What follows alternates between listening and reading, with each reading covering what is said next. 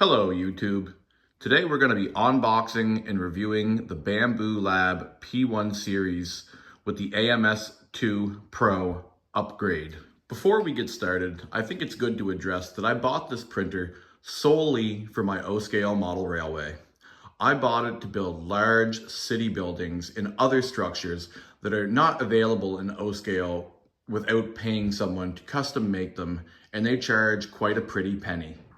For my returning viewers, it's probably starting to add up why I've been building so many O-scale model airplane kits. It's been in preparation to familiarize myself with the assembly and painting of these models. Although the printer is not on the top of my priority list for the model railway, Bambu Lab has a sale on until the 15th of July for 40% off most items inside of the store. So I decided to take advantage of that sale, and I spent 1,500 Canadian on what you see in front of you, or 20 bucks American. That's a joke. Because the printer is quite heavy and has a glass fragile sticker on it, I will be cutting the box rather than flipping the box over to remove the printer.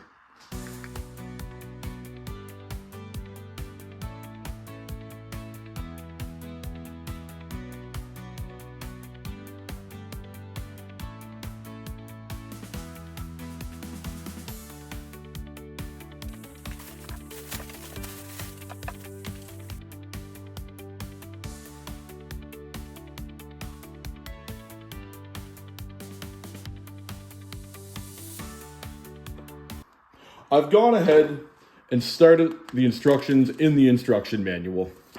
As you can see, this instruction manual is well illustrated, very well detailed as well. For those of you that like stickers, it also comes with a sticker sheet. I followed the instructions up until the point where it tells me to start installing the spool holder. I bought the AMS2 Pro, which is a multi-spool holder and filament dryer. So let's go ahead and open that up. So upon looking at our quick start guide, this is far more thick than the instruction manual for the Bambu Lab P1S. Well illustrated. Now I'm going to put it together. So this took me probably, 10-15 minutes in a little YouTube video to figure out how to install.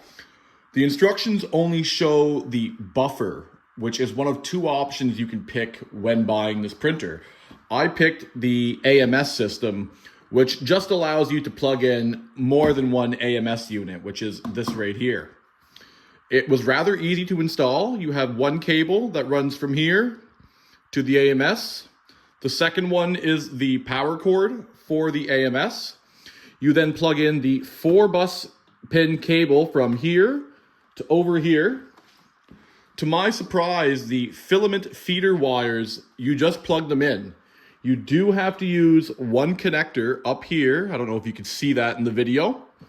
And once you plug them into these systems, they just latch on, and I tried pulling it out thinking, oh no, I shouldn't have done this quick. Maybe it's the wrong place to place it. But after plugging it in, it just grabs hold and a strong amount of force will not pull it back out. The printer display just plugs in with one pin, and then it just clips into the holder like so. And you can easily remove it. I didn't fully secure it in case I don't have the pin in right and need to adjust it. To install a roll of filament, just open the AMS2. Place your spool like so.